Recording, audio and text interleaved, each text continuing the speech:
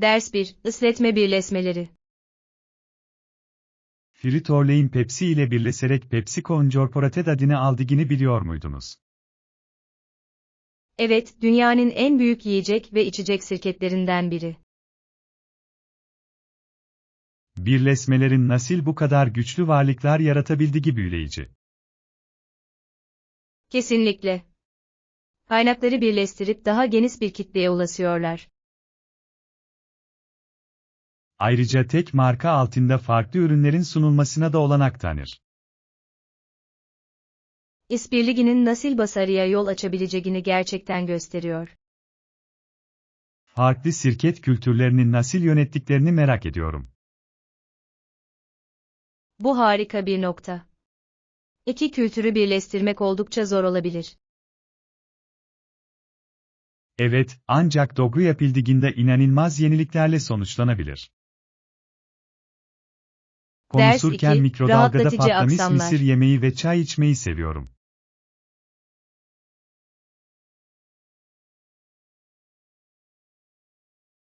Kulağa mükemmel geliyor.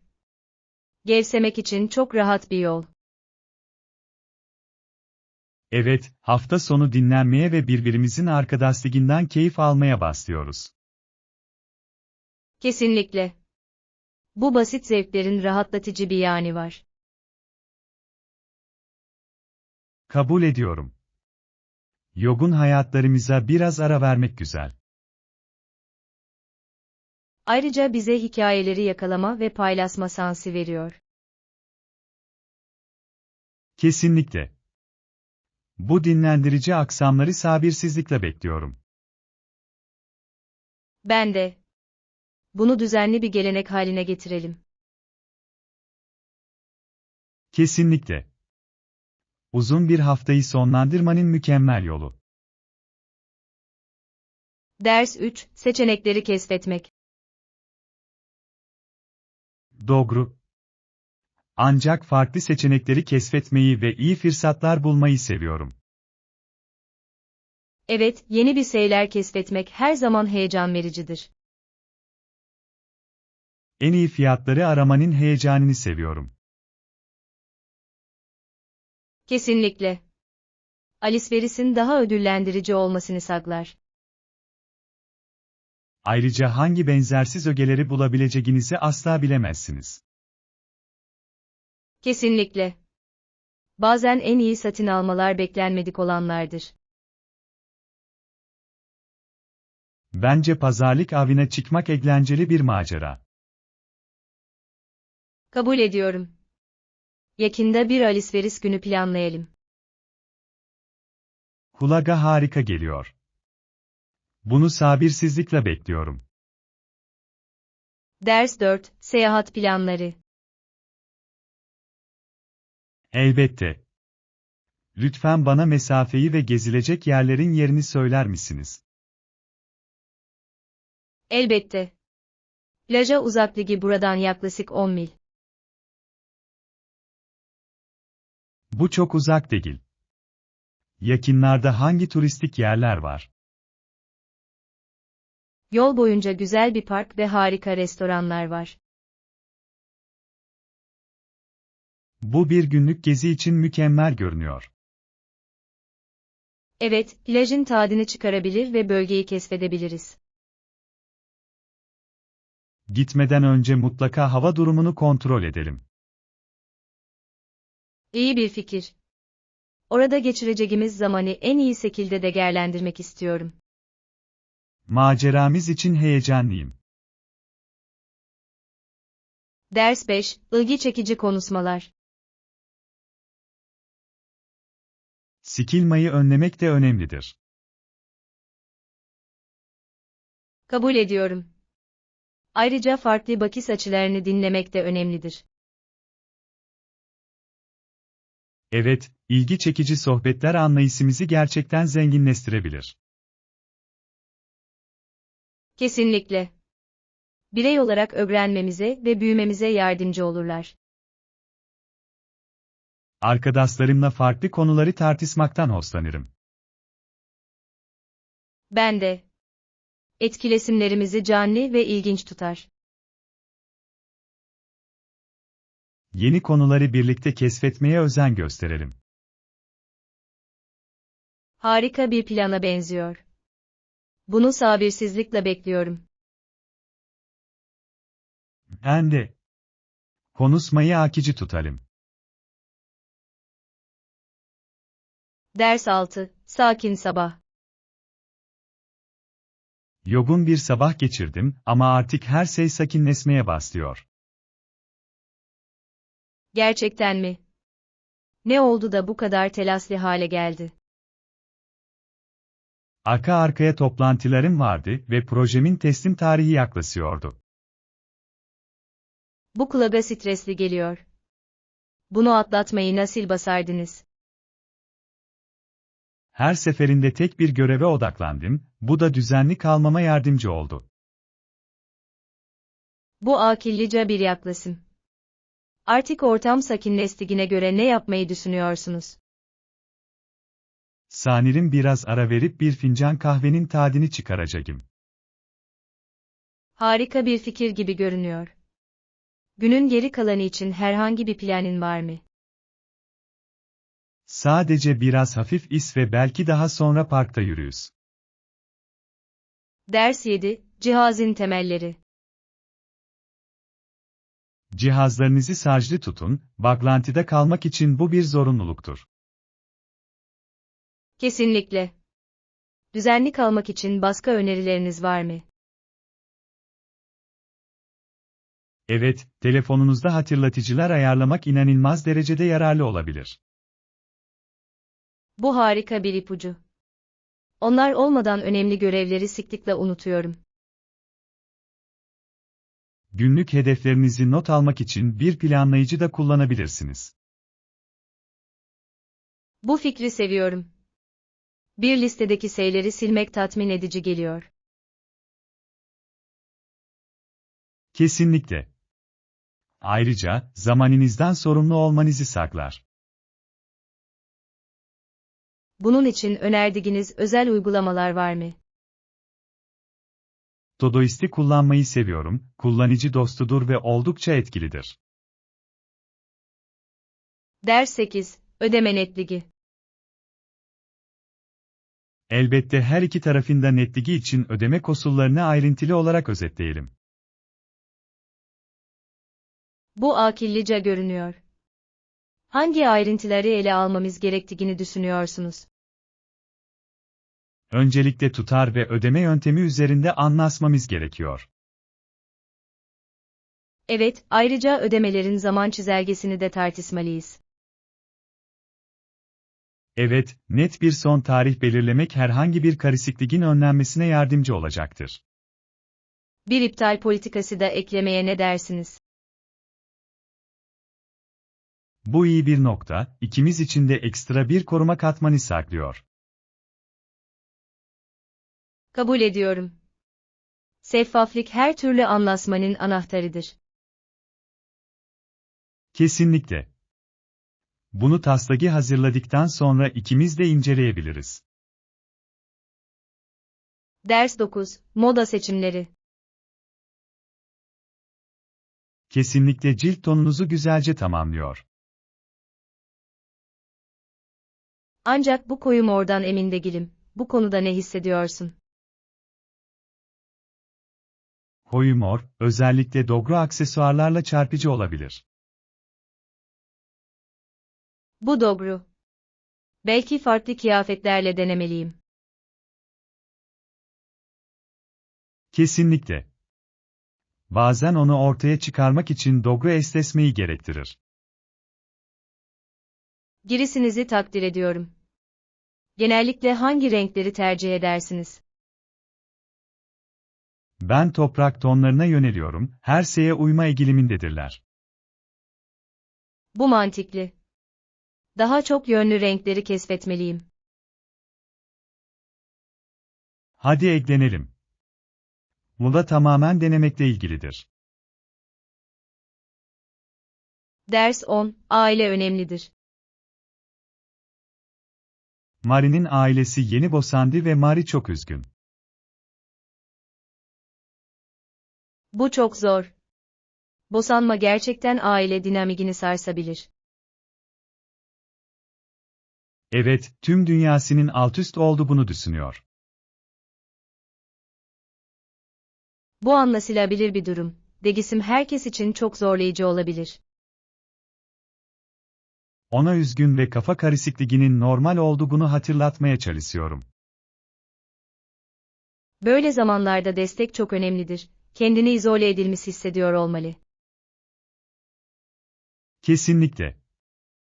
Duyguları hakkında konuşması için onu cesaretlendiriyordum. Bu onun her şeyi istemesine yardımcı olmanın harika bir yolu. Umarım zamanla yeni bir normallik duygusu bulacaktır. Ders 11. Aile bağlantıları. Uzun zamandır görüşemedik. Umarım yakın zamanda uzak akrabalarımıza kavuşuruz. Ben de. Aile toplantılarında yarattığımız anıları özlüyorum. Kahkahalarla, hikayelerle dolu, çok eğlenceli zamanlardı. Kesinlikle.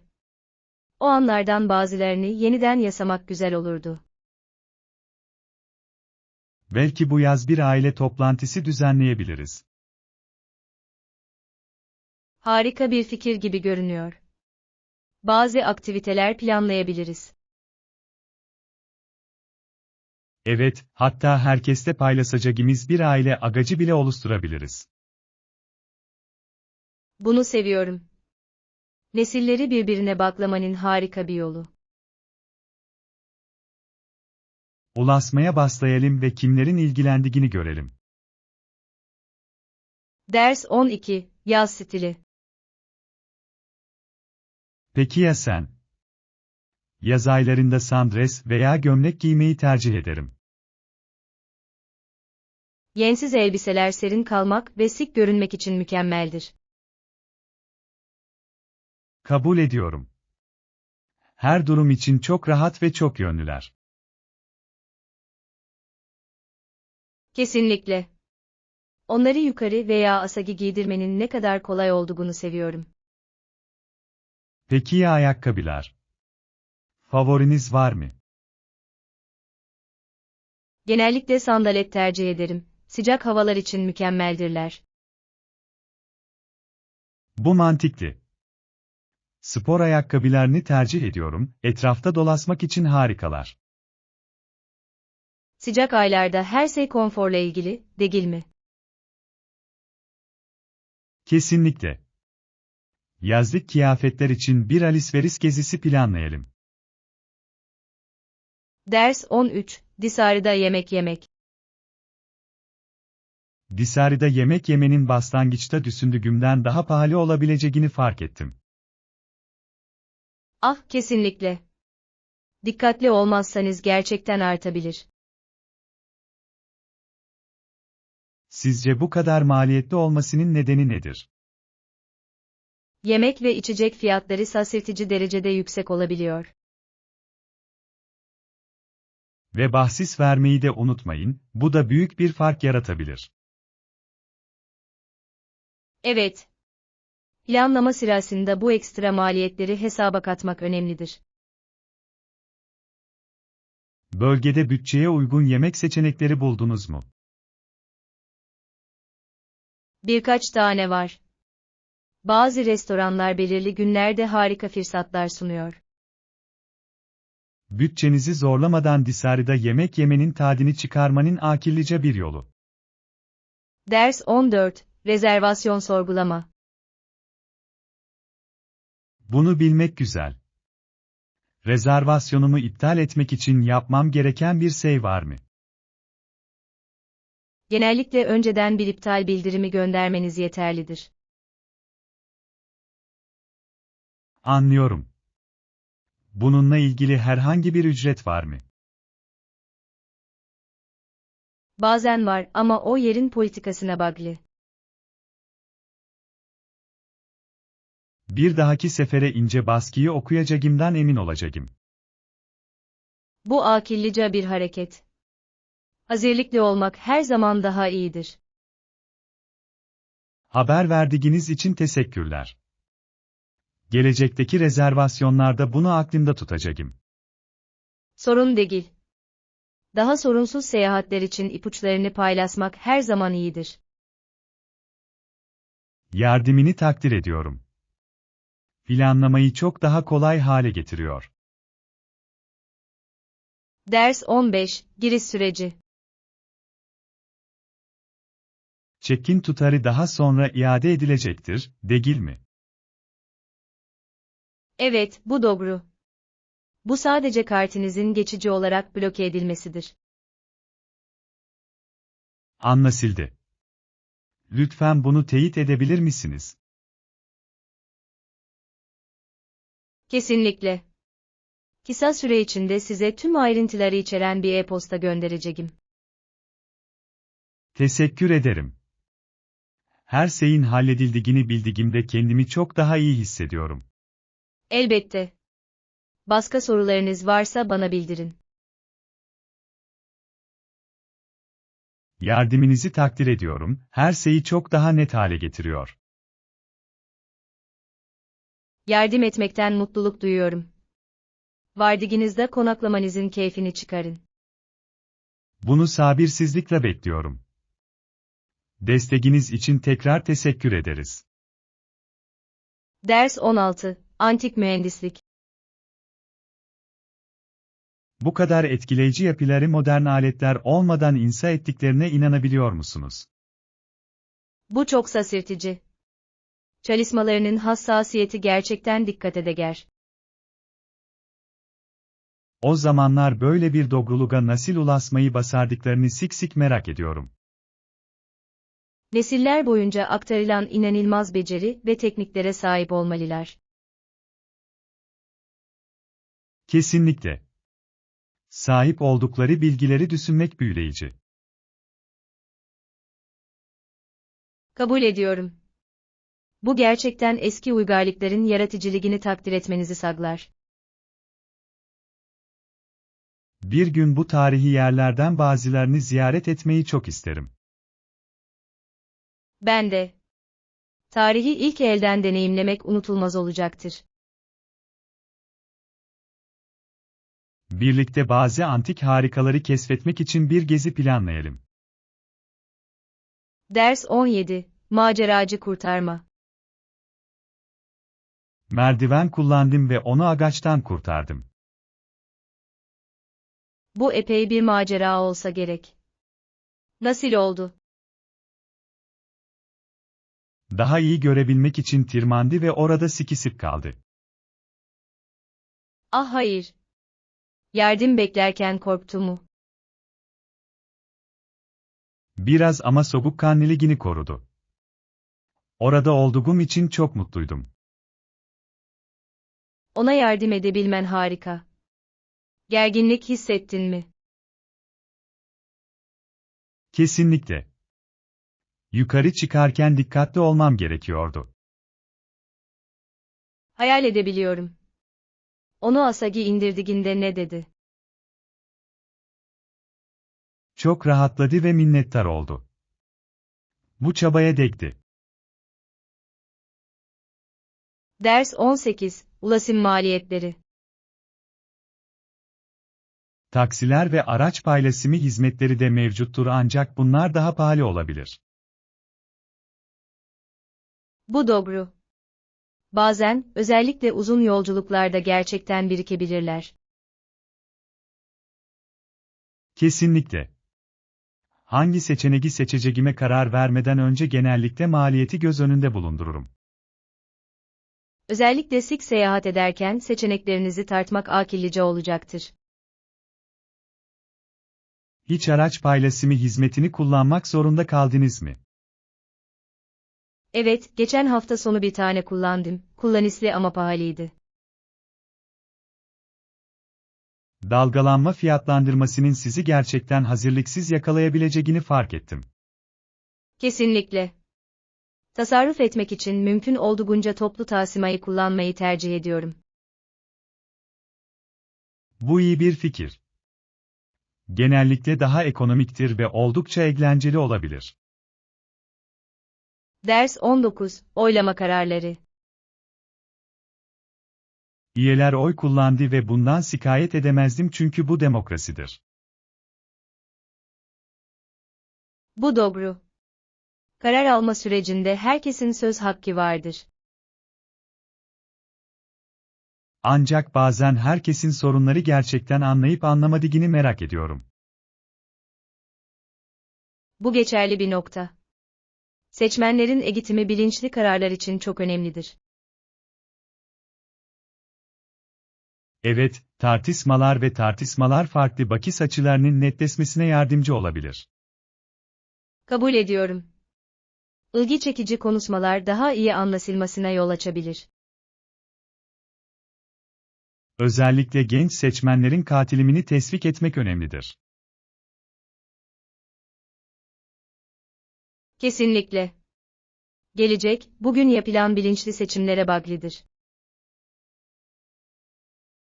Topluluğumuzda bu konular hakkında daha fazla diyalogu teşvik edelim.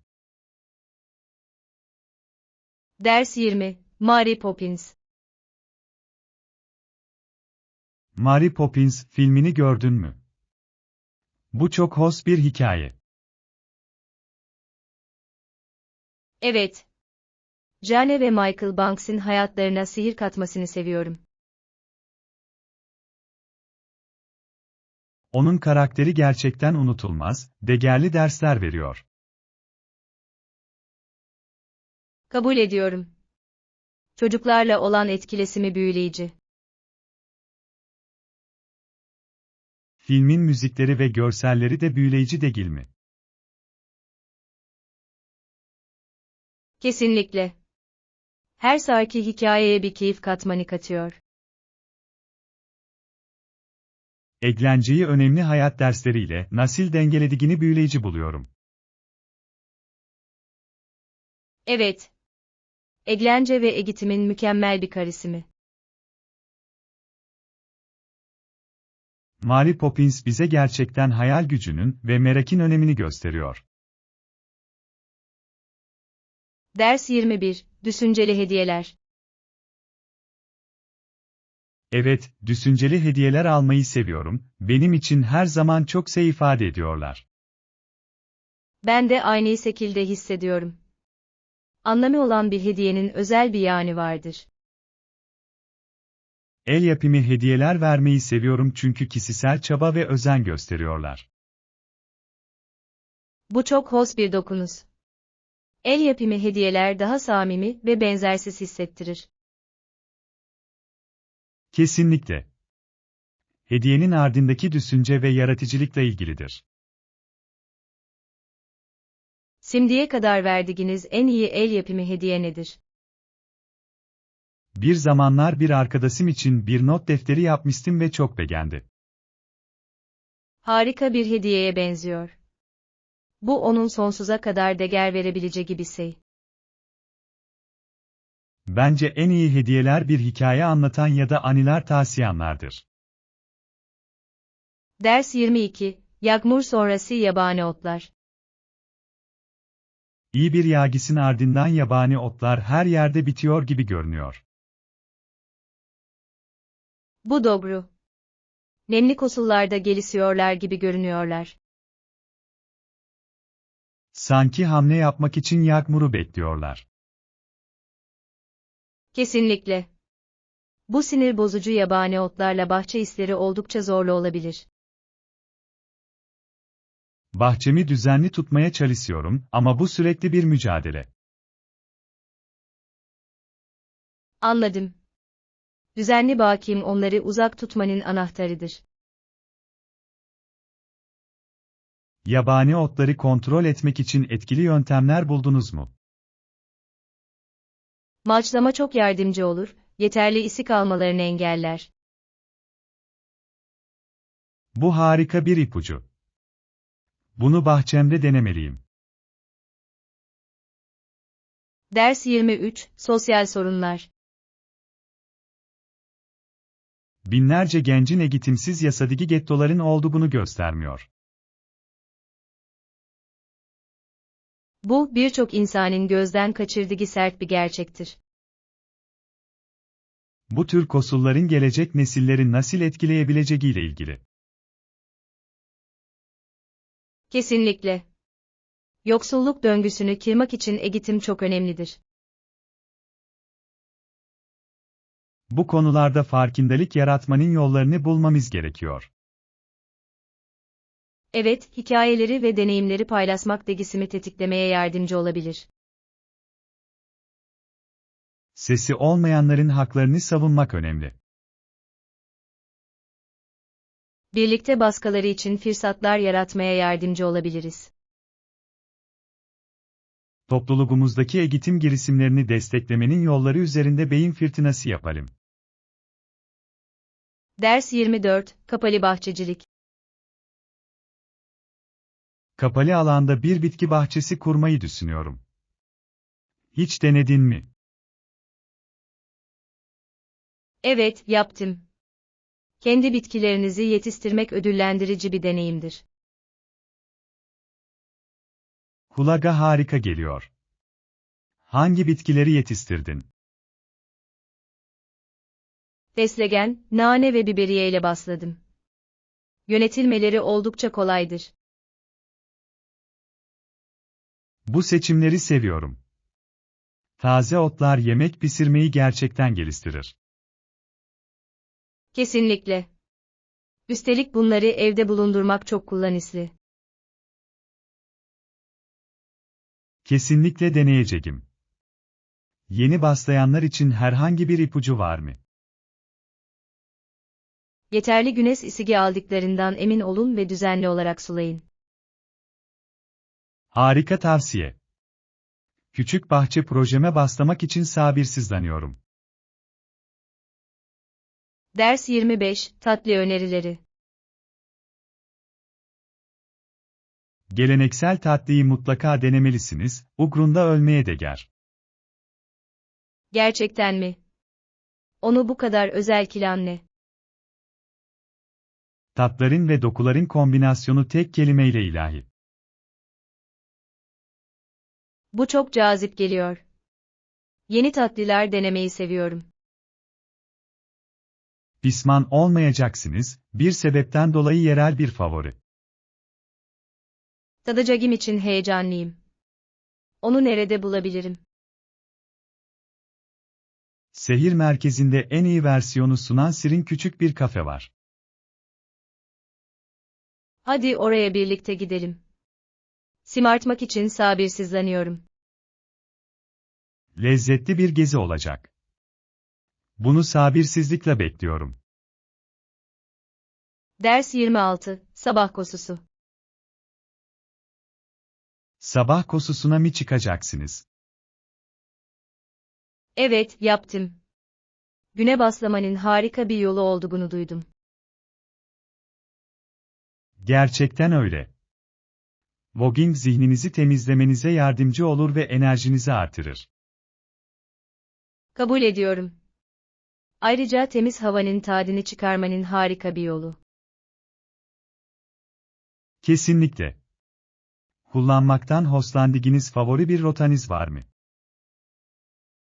Genellikle parkta koşarım. Manzara o kadar moral verici ki. Kulağa hoş geliyor. Nehir boyunca koşmayı tercih ederim, çok huzurlu. Hayal edebiliyorum. Koşu yaparken müzik dinler misiniz? Bazen ama aynı zamanda etrafımdaki dogayı dinlemekten de keyif alıyorum. Ders 27, Hafta sonu planları. Ben de. O zamana kadar harika bir gün geçirin. Sen de. Cumartesi günü planlarımızı sabırsızlıkla bekliyorum. Kesinlikle. Aktivitelerle dolu eğlenceli bir gün olmalı. Yetişmek ve birlikte güzel yemeklerin tadını çıkarmak için sabırsızlanıyorum. Evet, belki de duyduğumsu yeni kafeyi keşfedebiliriz. Kulağa mükemmel geliyor. Hamur işlerini denemek istiyordum. Harika fikir. Bol bol fotoğraf çekmeye özen gösterelim. Kesinlikle. Dışarıda geçirdiğimiz günden anılara sahip olmak güzel olacak. Heyecanlıyım. O zaman görüşürüz. Ders 28, İlerlemeye odaklanmak.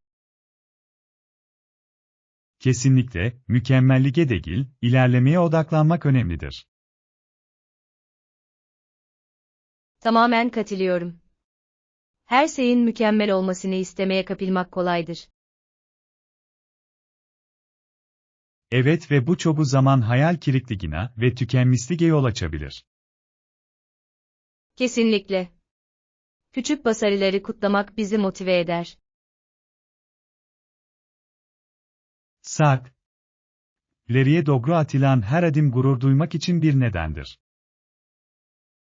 Önemli olan sadece sonuç değil, yolculuktur.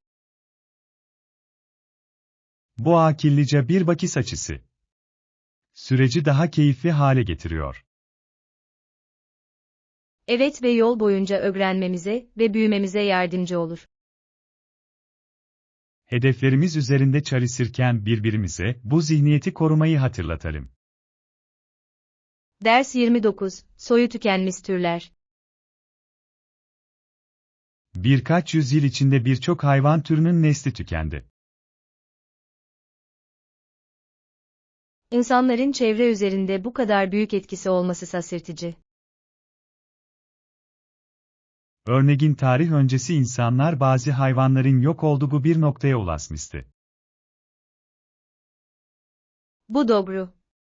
Aşırı avlanma ve habitat tahribatı büyük rol oynadı. Evet ve bu, günümüzde koruma çabalarının öneminin bir hatırlatıcısıdır. Daha fazla katılamazdım. Geriye kalanları korumamız gerekiyor.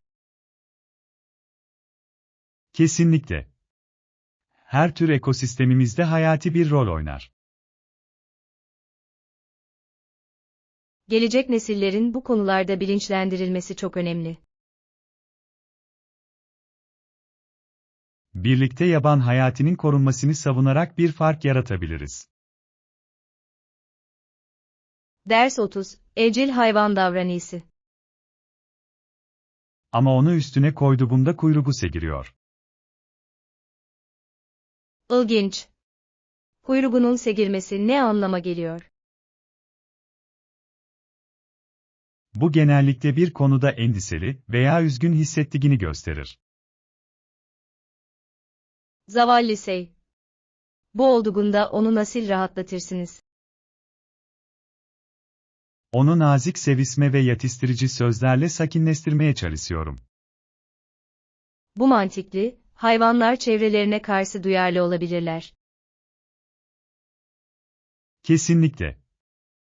Onun her zaman güvende hissetmesini ve sevildiğini hissetmesini istiyorum. Onun ihtiyaçlarına bu kadar özenli davranman harika. Teşekkürler. Onun için besleyici bir ortam yaratılması gerektiğine inanıyorum. Ders 31, Alışveriş bulguları. Ah güzel. Onları nerede buldun? Bunları yakındaki yerel bir mağazada buldum. Bu harika.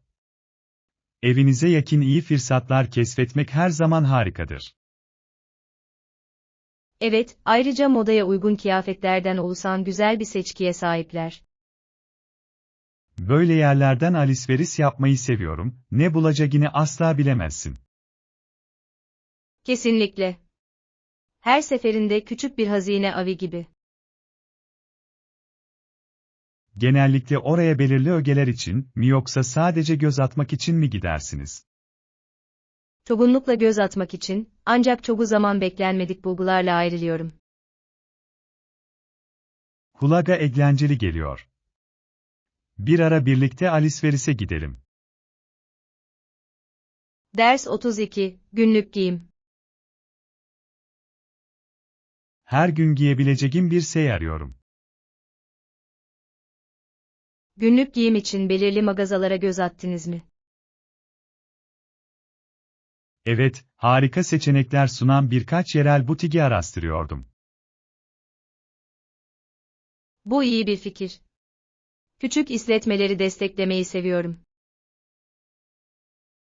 Ben de. Genellikle başka yerde bulamayacağınız benzersiz ögelere sahiptirler. Kesinlikle. Ayrıca kalite genellikle çok daha iyidir. Günlük kıyafetleriniz için hangi stilleri düşünüyorsunuz? Rahat ama şık, karıştırıp eşleştirebileceğim parçaları tercih ediyorum. Bu çok akıllıca. Bir gardırop oluştururken çok yönlülük çok önemlidir. Ders 33, Sosyal medya kuralları. Sosyal medyayı sorumlu bir şekilde kullanmalı ve başkalarına saygılı davranmalıyız. Kabul ediyorum. Ekranların arkasında gerçek insanların olduğunu unutmamak önemlidir. Evet, nezaket, olumlu bir çevrimiçi topluluk yaratmada uzun bir yol kat eder. Kesinlikle. Basit bir iltifat birinin gününü aydınlatabilir. Doğru. Ayrıca olumsuz bir şey yayınlamadan önce 2 kez düşünmeliyiz. Kesinlikle. Yapıcı eleştiri doğrudan olumsuzluktan daha iyidir. Örnek olarak liderlik edelim ve etkileşimlerimizde pozitifliği teşvik edelim. Bu fikri seviyorum. Birlikte sosyal medyayı daha güzel bir yer haline getirebiliriz. Evet, arkadaşlarımızı bu çabaya katılmaya teşvik edelim. Ders 34, Manzaranın keyfini çıkarmak. Sadece o nefes kesen manzaranın içinde olun. Bu harika bir fikir. Bir dakikanızı ayırıp her şeyi içine çekmek harika. Kesinlikle. Doganin bizi topraklamanın ve barış getirmenin bir yolu var. Evet, etrafımızdaki güzelliklerin kıymetini bilmek önemlidir. Gittiğimiz her yerde bu anları bulmayı alışkanlık haline getirelim. Kabul ediyorum. Her şey farkındalık ve anda olmakla ilgilidir. Kesinlikle. Bu deneyimler çoğu zaman en değerli anılarımız haline gelir. Yeni yerler keşfetmek ve manzaraların tadını birlikte çıkarmak için sabırsızlanıyorum. Ben de. Her zaman hatırlayacağımız bir macera olacak. Ders 35, Everest Dağı. Elbette Everest Dağı Nepal ve Çin'in Tibet sınırındadır. Bu doğru. Dünyanın en yüksek dağı olarak biliniyor değil mi? Evet, 29.000 fetin üzerinde şaşırtıcı bir yüksekliğe ulaşıyor. Her yıl kaç dağcının zirveye ulaşmaya çalıştığı inanılmaz. Kesinlikle. Büyük bir hazırlık gerektiren zorlu bir başarıdır. Sadece tepeden nefes kesen manzaraları hayal edebiliyorum. Kesinlikle büyüleyici olmalılar, başka hiçbir şeye benzemiyorlar. Bir gün uzaktan da olsa o manzarayı görmeyi çok isterim. Aynı şekilde. Böyle bir doğal güzelliği bizzat deneyimlemek bir rüya.